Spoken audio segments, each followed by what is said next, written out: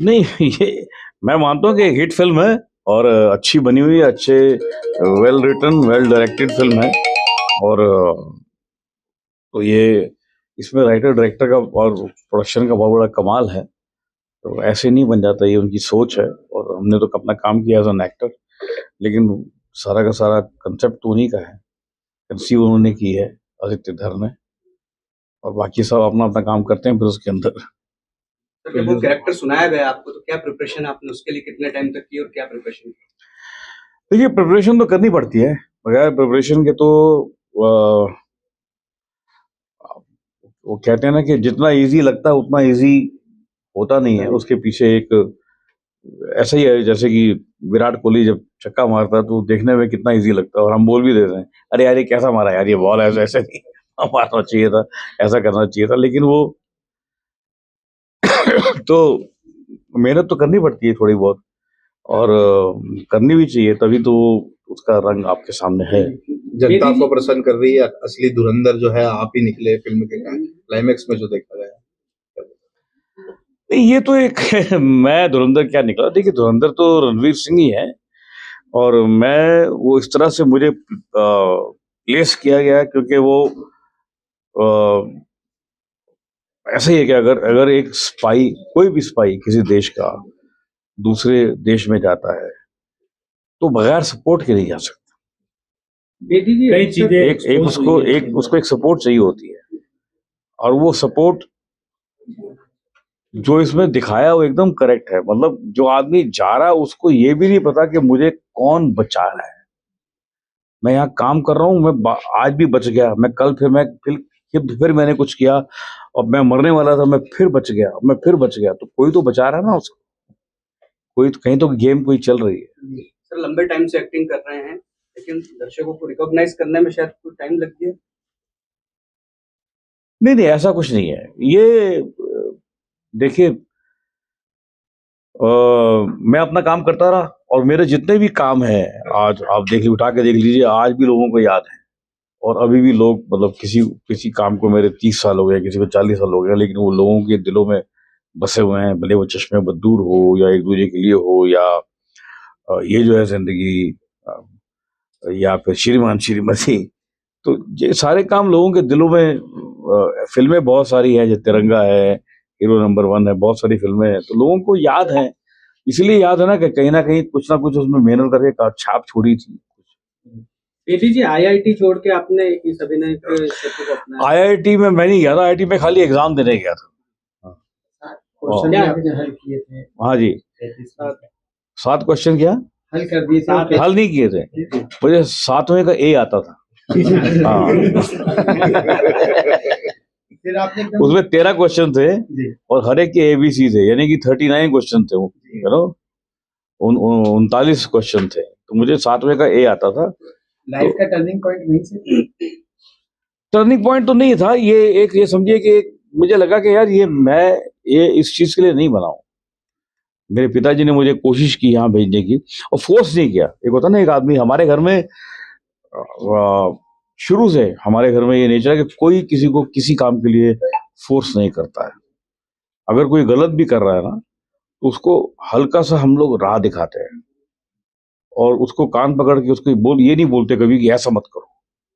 मैं अपने बच्चों के साथ भी ऐसे ही करता हूँ और मेरे पिताजी ने भी मेरे साथ ऐसे ही किया। तो ये नहीं है कि कोई फोर्स कर रहा है कि ये करो ये नहीं करो।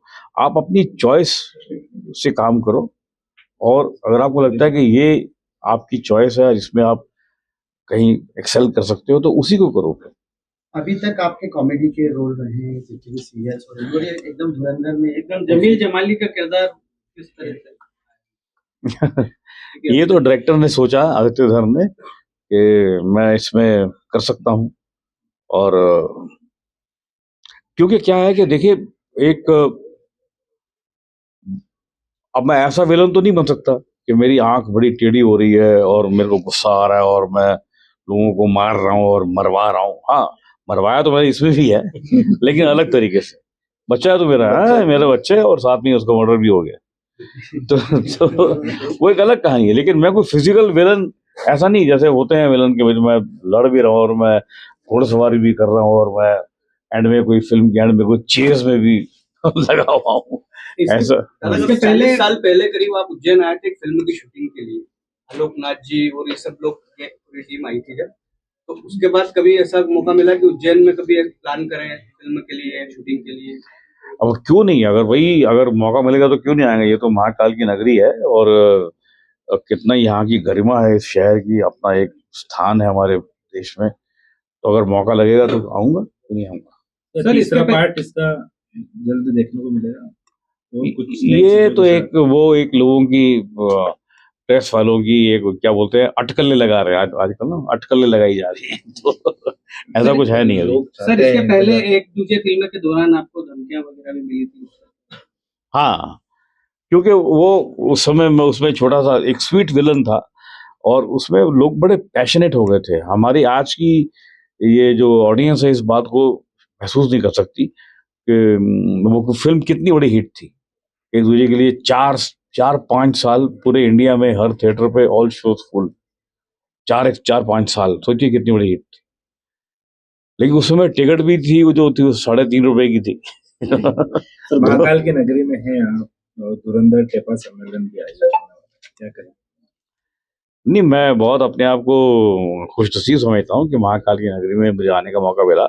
इसके पहले भी मैं आया हूँ और ऐसा नहीं कि सिर्फ शूटिंग के लिए आया हूँ, मैं पर्सनल विजिट के लिए भी आया हूँ। तब किसी को पता नहीं चलता कि मैं आया, और अभी मैं 2-3 साल पहले आके दर्शन करके गया था, लेकिन मैंने किसी को बताया नहीं कि मैं आ रहा हूँ। मैंने कोई मीडिया में स्प्लैश नहीं किया क्योंकि मेरा वो पर्सनल ट्रिप था, तो मैं क्यों ऐसे लोगों को बताऊं कि मैं यहाँ पर। हाँ, लेकिन अभी तो ऐसा है कि वो पूरी यहाँ पर इतना बड़ा वो हो रहा है टेपा सम्मेलन, तो पूरी दुनिया को पता चल गया है। आने वाली कोई फिल्म या कोई सीरियल अभी आने वाली है? अभी एक फिल्म आने वाली है जो एकदम रिलीज पे है। 2 चीजें हैं, एक तो है डेविड धवन की फिल्म है जवानी तो इश्क होना है, वरुण धवन है उसमें, और एक अमेज़न पे शो आ रहा है राख। सर क्या एक नया अवतार देखने को मिलेगा? एक नहीं, कई देखने को मिलेंगे। मेरा तो काम ही है एक्टर, हर बार आपको नया देखने को मिलता है। सर धुरंधर का एक कोई डायलॉग हो जाए? अरे डायलॉग से क्या करेंगे आप, बच्चा है तू मेरा। सर एक अलग तरह का सवाल है, क्योंकि रिजल्ट का सीजन है, अभी रिजल्ट आने वाले बच्चे जो है आजकल फेल हो जाते हैं तो सुसाइड कर लेते हैं। एक लंबी जर्नी आपने दी है, मतलब इंजीनियरिंग छोड़ के आया IIT का, तो ऐसे लोगों को क्या मैसेज, यंगस्टर उनको सर क्या मैसेज देना चाहेंगे? क्योंकि आपने एक लंबा स्ट्रगल किया है सर, उसके बावजूद एक फेम पाया है। देखिए क्या है कि मैं सिर्फ बच्चों को ये कहना चाहूंगा कि आप उस चीज को करें जो चीज में आपकी रुचि है, और पेरेंट्स को भी, बल्कि बच्चों से ज्यादा पेरेंट्स को ये बोलना चाहिए कि अगर जिस बच्चे की जिस चीज में, अगर एक बच्चा क्रिकेटर बनना चाहता है और आप उसको बोलते हैं नहीं तू कवि बन भाई, तो कविता लिख, और वो बोलता है मुझे क्रिकेट खेलनी है, मुझे छक्का जो मारना है वो मैदान में ही मारना है, कागज पे नहीं मारना मुझे, तो आप कैसे हो सकता है फिर वो? तो आपको उसी तरफ उसको प्रोत्साहित करना पड़ेगा। तो अब तो हमारे देश में जब आप सब जानते हैं कि आज से 30-40 साल पहले हमारे देश में प्रोफेशन ही 4 थे, या तो डॉक्टर बन जाओ, या इंजीनियर बन जाओ, या वकील बन जाओ, या फिर कोई जॉब कर लो, IAS बन जाओ, अपना गवर्नमेंट की जॉब कर लो। तो ये 4-5 प्रोफेशन थे, लेकिन अब ऐसा नहीं है। अब तो पूरी दुनिया खुली हुई है। आज के हमारे घर में जो प्लम्बर आता है वो कितने पैसे कमा के जाता है, इलेक्ट्रिशियन आता है वो कितने पैसे कमाता है। तो टाइम्स हैव चेंज्ड नाउ। आपके राज्य की खबरें, आपके शहर की खबरें सबसे पहले जानने के लिए देखते रहें अमर उजाला। चैनल को सब्सक्राइब जरूर कर लें और पाएं हर अपडेट।